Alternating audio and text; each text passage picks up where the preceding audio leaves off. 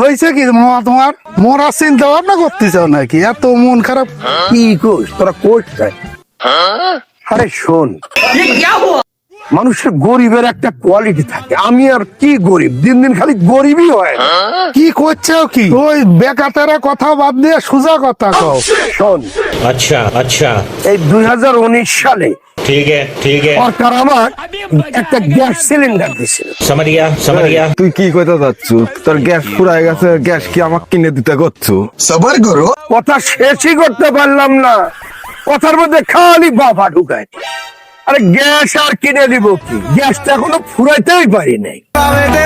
5-6 বছর হয়ে গেল, এখন পর্যন্ত তুমি গ্যাসই ফুরাইতে পারলে না। আজ পর্যন্ত গ্যাসের চুলাই কিনতে পারি নাই।